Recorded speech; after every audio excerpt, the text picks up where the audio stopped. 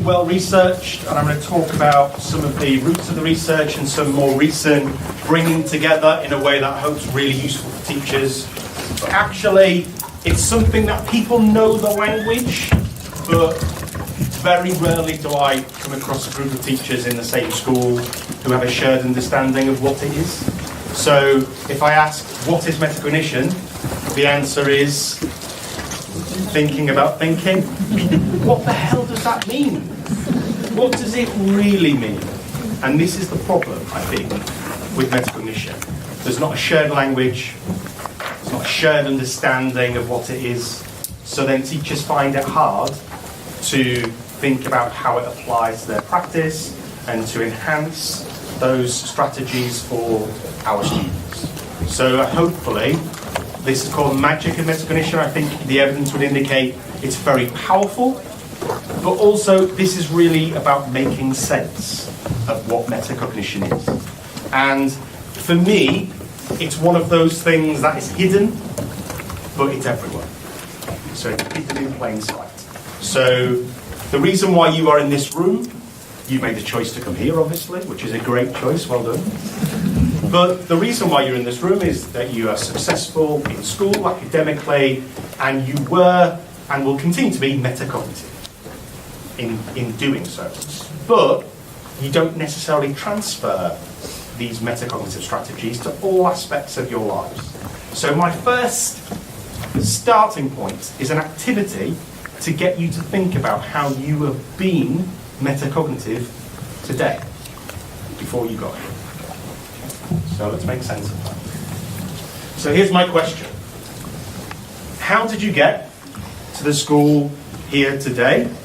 For some of you that was an easy trip. For some of you that was quite a lengthy, long trip. And there are a couple of questions. How did you go about planning it beforehand? How, when you set off, did you monitor and check your progress? Know you were on the right track? You were going to get here on time? You weren't going to walk in the hall in the middle of people talking? And then, once you got here, did you even consciously evaluate whether you got here successfully and it was the right way to go?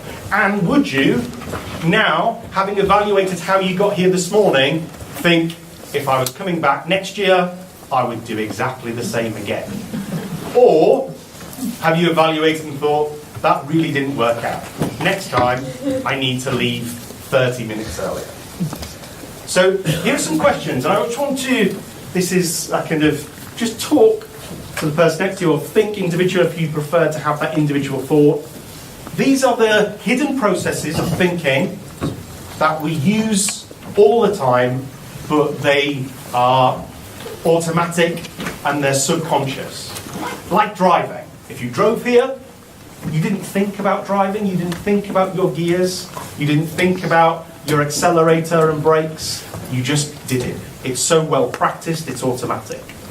But when you break down that process and think about novices, when you learnt to drive, it was more step by step. So just offer that question. How did you get here today? Did you plan it carefully? What routes did you choose and why?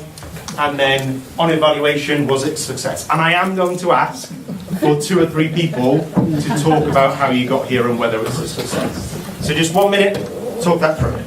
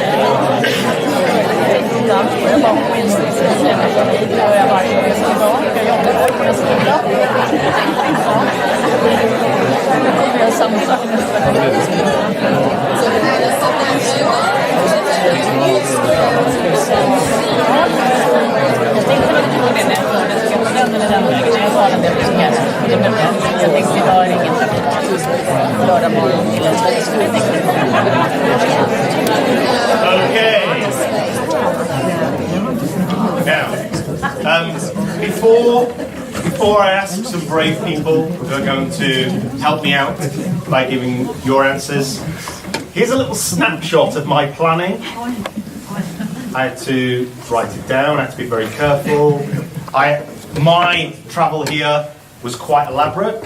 So car, park, train, plane, train, and taxi this morning. So given that complexity, you have to plan.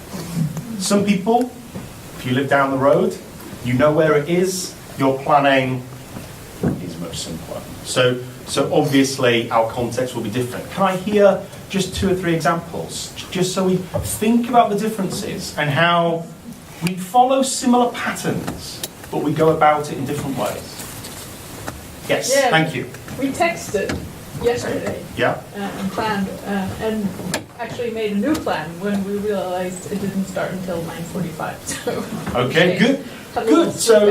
So what's really useful here is metacognition isn't A, B, then C. It's not this linear thing, because you planned very quickly. You had to reevaluate, and then you went back to your plan. Now we have to do that all. If any task in the classroom is complex, you don't just plan, monitor, then evaluate. You have to keep on updating your knowledge, keep on monitoring whether your plan is the right plan. Now, just in terms of your evaluation, so you changed your plan. On evaluation, was that change a good change? Yes, 10 more minutes of sleep. Okay, yeah. Yeah. So, and that matters. If you were to come again, would you follow that same route, the same plan? Yes, it worked. Yeah. And this is where we're constantly updating our learning, and your knowledge now, your cognition, is really crucial. And the more you know about the different ways to get here, the more options you have, then you can be metacognitive. So the more knowledge you have, the easier it is to be metacognitive. And the problem is in our classrooms is often the children who know most are then freed up to think about the different strategies they use. And some children do this better than other children. And some of them do it naturally from a very young age. They self-regulate, they think more effectively around complex challenges. So if I think about, I've got 2 young children, a young boy, Noah, who's 7, and a young girl, Freya, who's 10. And for different reasons, they tackle challenges differently. And if I think about mathematics, in terms of my little boy, he's a very confident mathematician, but he's not yet very good. But that doesn't stop him, because like a lots of males, confidence outweighs reality. So he's quite confident. But one of the things he does is he talks aloud as he's doing multiplication. We were doing long multiplication as part of he's doing it in school, and he talks it through, and actually he then self-checks. My daughter actually doesn't quite monitor her mathematics as well as my little boy. I don't know why, whether it's in part teaching, whether it's in part she just has a different process, a different approach to learning. It's because she doesn't like mathematics, so she wants to do it quickly and finish. But she doesn't quite monitor. And when she gets stuck, unlike my little boy who kind of stops and talks about different strategies, she has a strategy when she gets stuck with mathematics. She cries. She gets upset. And that is a strategy. It's not a very good strategy, but it is a strategy.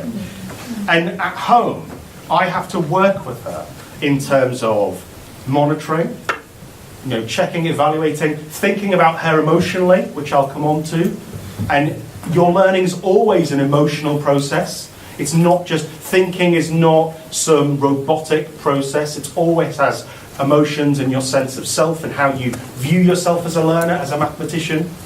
So how they go about it is subtly different.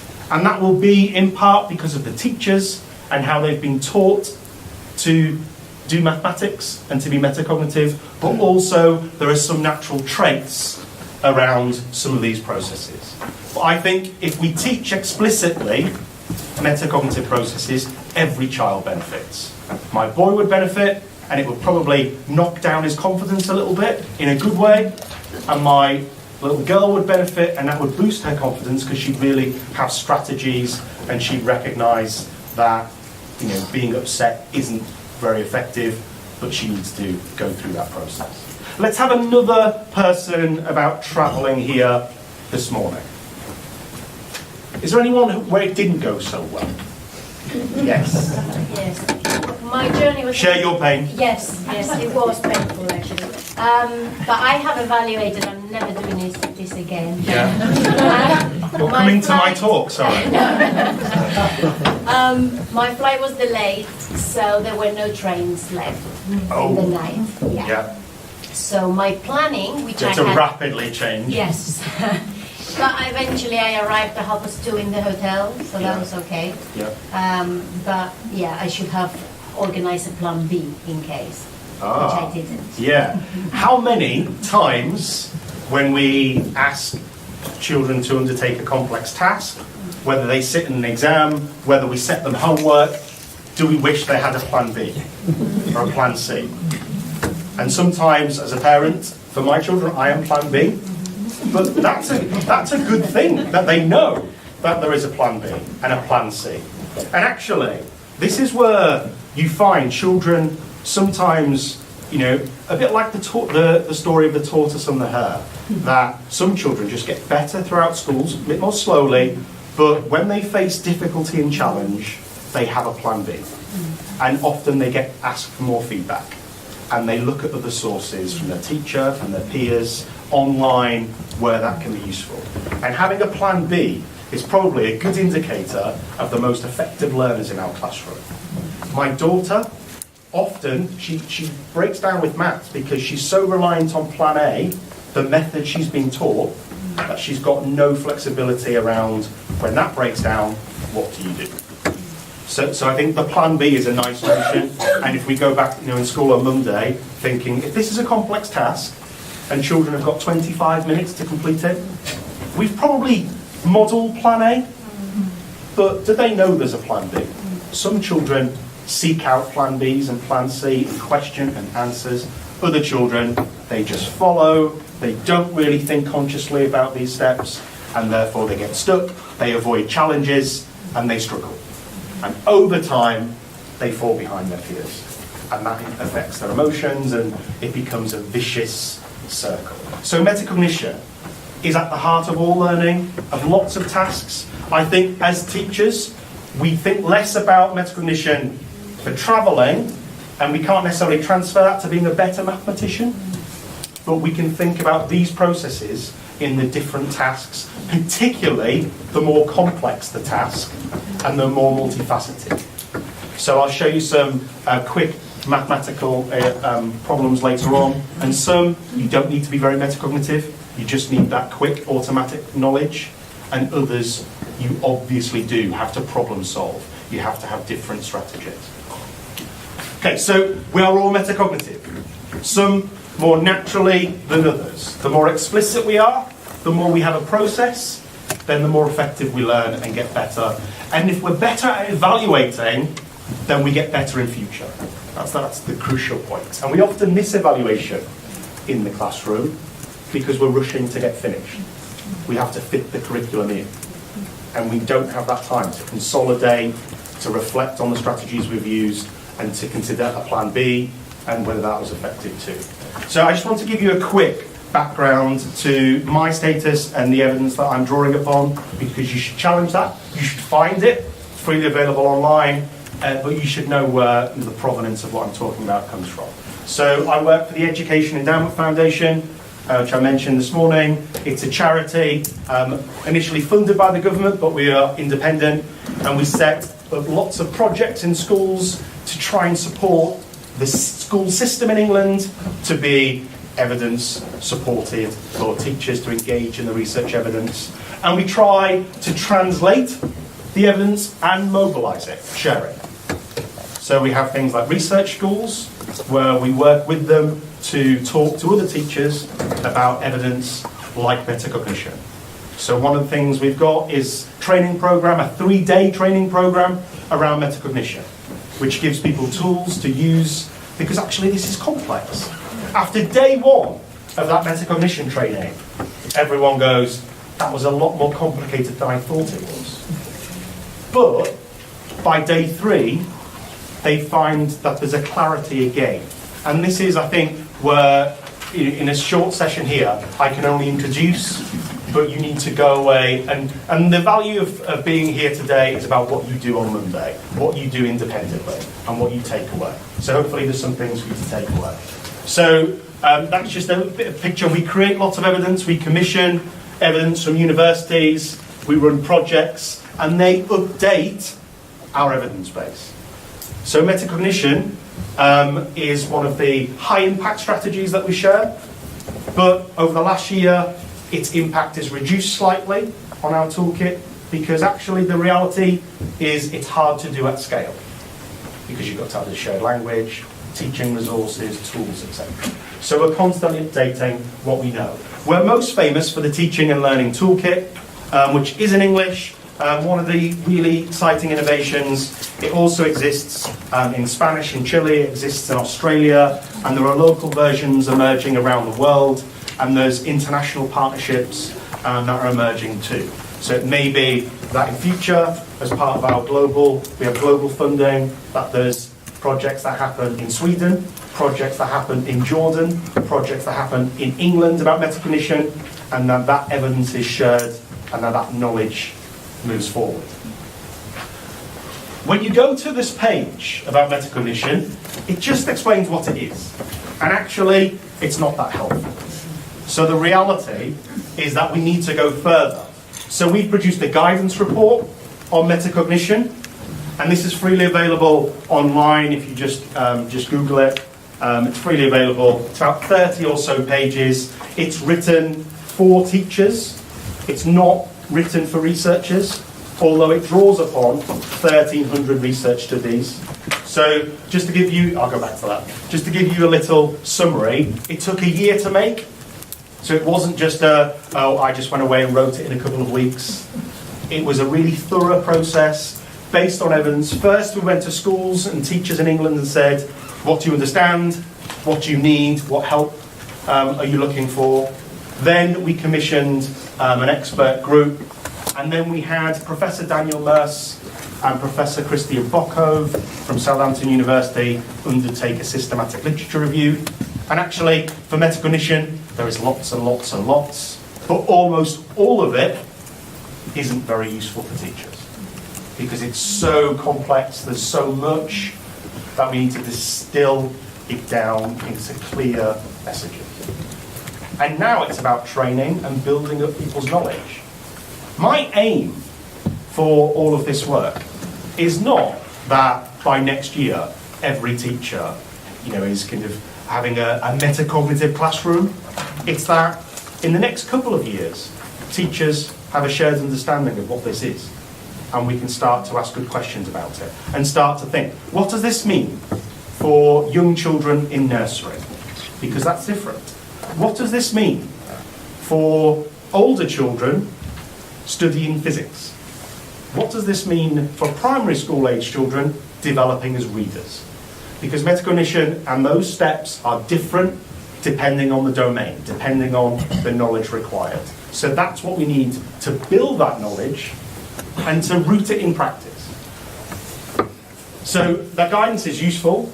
One of the things we're doing at the moment is videoing in schools, nurseries, secondary schools, older children, young children, and hearing from case studies of schools, so that will be available too. Over the next couple of weeks on the EEF website, we're going to share some more tools, an audit tool, so you can look at metacognition at your school and think, what do teachers know? That's an important thing to find out. Are pupils metacognitive? Do they behave? Do they self-regulate? So we're offering out tools freely for people to use. There are 7 recommendations, and they include the likes of recommendation 3 about modelling your thinking. Recommendation 5 about metacognitive talk, about structuring talk around planning, around evaluation. Recommendation 1 is what I'm concentrating on, is what is it? Let's first have a shared understanding of what metacognition is. And to do that well, we need to get beyond thinking about thinking, and we need to build a model that is more understandable for every teacher. First, before we get to the model, it's not new.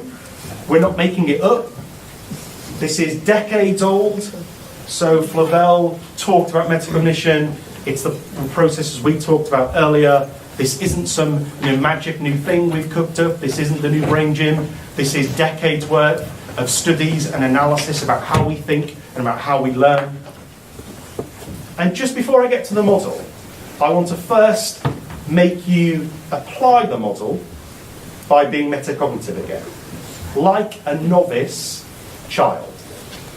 Okay? So, are there any Welsh experts in the room? Great, fantastic, that's what I wanted. Okay? Now, you've got 2 minutes. Do your best to try to translate this passage of Welsh so that you have some comprehension of that passage. And reflect, you might not be able to do that very well. That would be a good evaluation. But do your best, and then be thinking, what strategies would help do that? 2 minutes, go.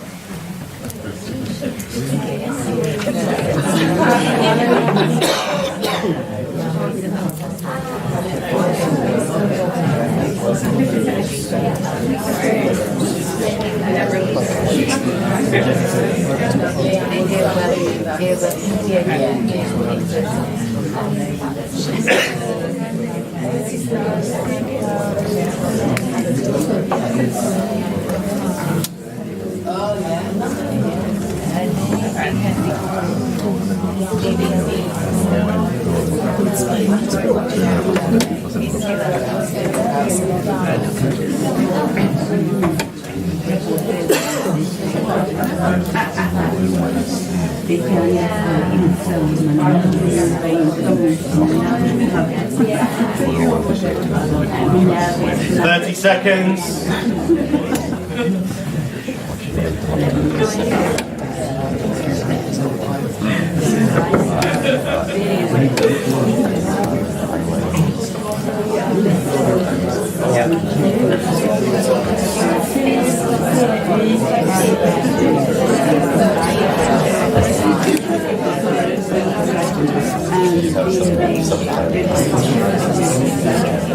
Okay, now,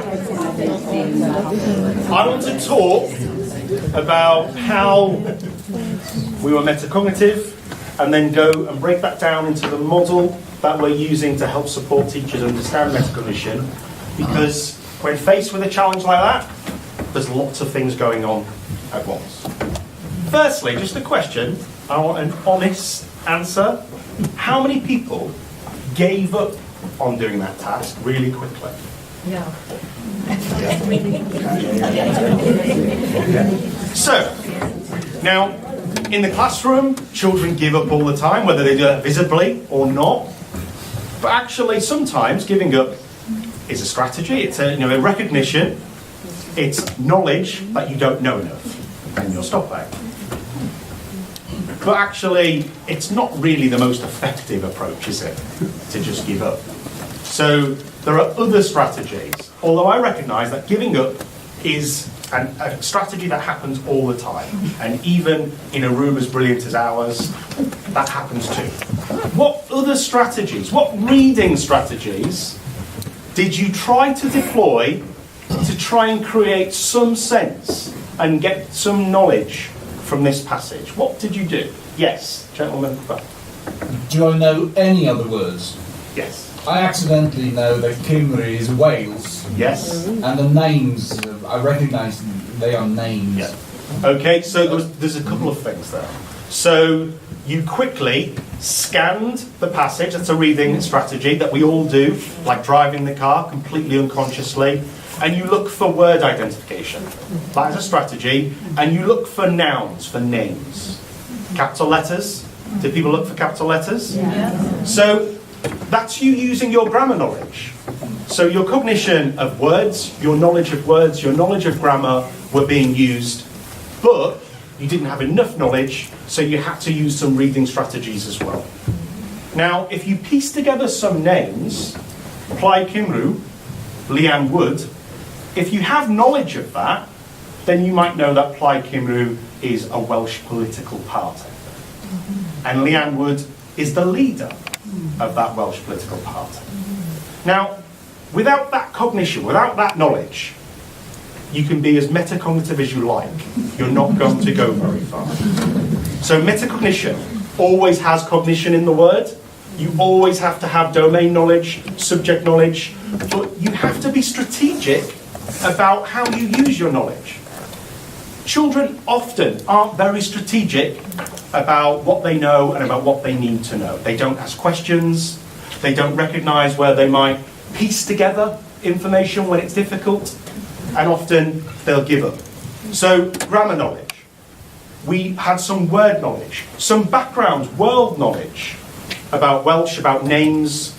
We built that together. Did anyone think, even subconsciously, about paragraphs, spaces? Did anyone think about the first paragraph being emboldened? Yes. Where do we see that type of thing? Newspapers. Okay, so I'm going to put you out of your misery and show you.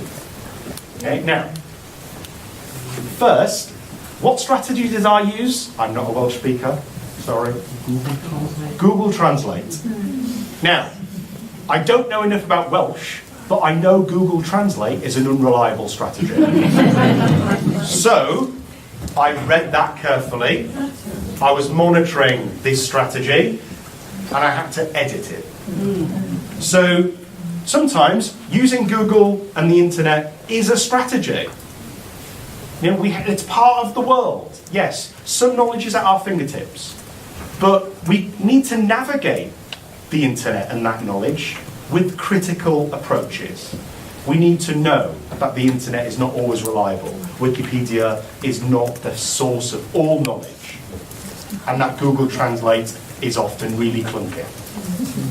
So I use that strategy, and in the classroom, realistically, if you're doing translation, if you're learning French or English, then using Google Translate is not an allowed strategy. You have to do other things. But I chose it. And I just wanted to highlight to you that actually whenever a child is reading a passage in our classroom, whether they're 5 or 15, they're using reading strategies, they're being metacognitive, and they're also deploying their knowledge. They go together. And the best readers are strategic and metacognitive. They know what strategies to find out information. They also know what they don't know. They ask questions. They make judgments about the genre. And they link it to other things, like the text knowledge of newspaper articles. What features do you have of newspaper articles? So good readers, good learners are strategic learners. Being metacognitive is about strategy, about being well organised and making plans and checking those plans. And the best learners, those children who flourish and do brilliantly in school, they do that seemingly automatically. But it's been modelled for them.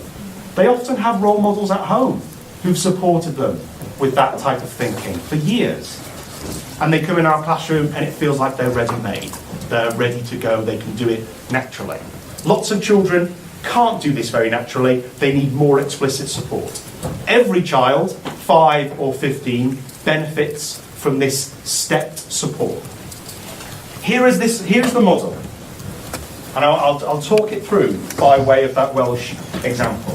And it's a model actually designed by the fantastic designer Oliver here, whose session next you should really go to. It gives you a nice continuity and flow through the day. And what this does, it breaks down any complex task into steps. They're not necessarily chronological, you do 1, 2, 3, 4, but there are steps that you need to reflect upon for every challenge, every task that you set, particularly more complex, elaborate, challenging activities. So let's walk through it. First, let's see it through the mind of a student. What is this Welsh? So that's their first thought. That's not very strategic. First, they need to have lots of knowledge the cognition. So word knowledge, like you had word knowledge. Welsh language, that would help. Political knowledge, that would give you a much stronger mental model of what this reading was. Syntax, sentences, grammar, we drew upon that often without thinking. A lot of people do this so automatically you can't see it. You don't even notice you do it. Decoding, sounding out those Welsh words. That is a strategy, but one so automatic from our childhood that we've stopped ever thinking that we do it. And then the act of translation. Notice, I asked you to translate that passage. No one in the room asked me any questions about translation. I thought about it. He said it would be cheating. So. Okay. So good. You should ask those questions. You know the most effective, successful students in our classrooms? They ask lots of questions. They get more feedback than anybody else because they spot those things. They see those gaps and they ask questions and fill them. So actually, but we know that task. We know the task of translation well enough. We don't have to think. But how many times do we explain to our class? We give them a 5-10 minute explanation, really detailed, and we expect they'll go away and undertake that task very skillfully. Sometimes we give a sentence, we ask them to translate and expect they can do it. So being clear about the task, we have to be strategic to help them be very deliberate and strategic. So here, knowledge of the task. This is what people brought to when I said, translate this Welsh, you were thinking these things. I've done translation before. Is it like French? What language is this? How long have I got? Can anyone remember how many minutes I gave you? 2. How many people, without thinking, thought 2 minutes isn't realistic, I'm not going to do it? Yeah? There's always one. And actually, children do that too. They make calibrations, they make judgments. How difficult is this? How long have I got? What do I know? And then they'll make choices. And if they haven't got enough time, they can give up on that choice, or they can do a version of it that they choose. And then, am I allowed any help? How many people actually got their phone out? Okay, yeah, people got their phone out. So that's a strategy. Sometimes in our classroom that's not appropriate, sometimes it is. How we deliberately support that is up to us. Secondly, knowledge of the different strategies. This is often where we can go wrong. In terms of mathematics, we can give one method. So for my children, it might be there's something called the bus stop method around multiplication, division. And actually the bus stop method is really good, really useful. If you can't do the bus stop method, you need something else. There are different methods. Are there different strategies? And which is most appropriate? A little bit like, what's the most effective mode of transport to get here today? Car, train, bus, taxi. What's the best strategy? And then knowledge of self.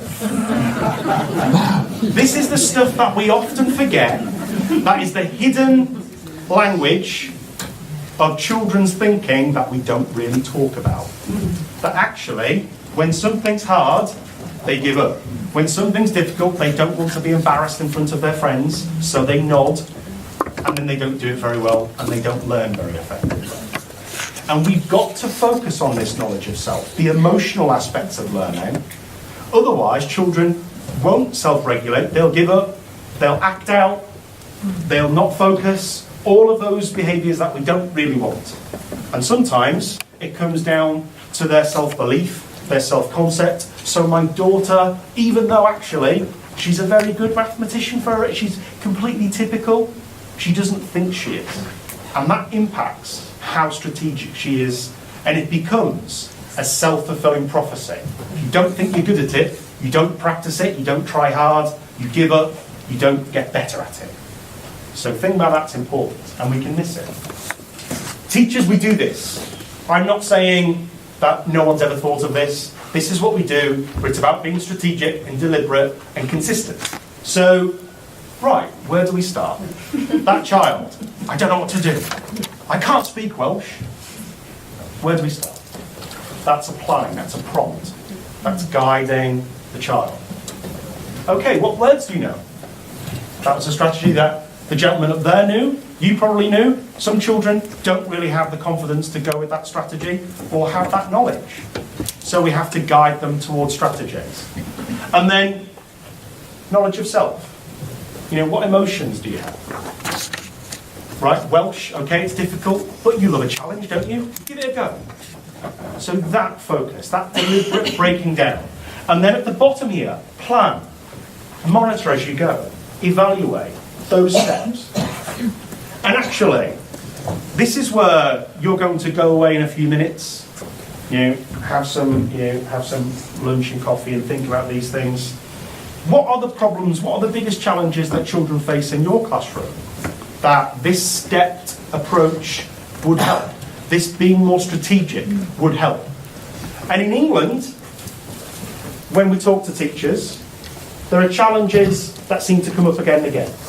Examinations. You've got 2 hours. You're on your own. You've got lots of questions. It's a challenge. You need to be strategic.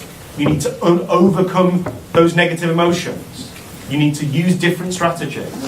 You need to manage your time, monitor your progress, evaluate, draw upon your background knowledge. That's a challenge. Homework. In England, the endless debate about homework, is it good, is it bad, for young children, for old children.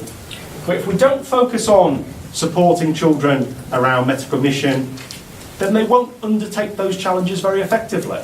Because often, take away the teacher, that's their strategy. Listen to the teacher, follow the teacher's model, give it a go.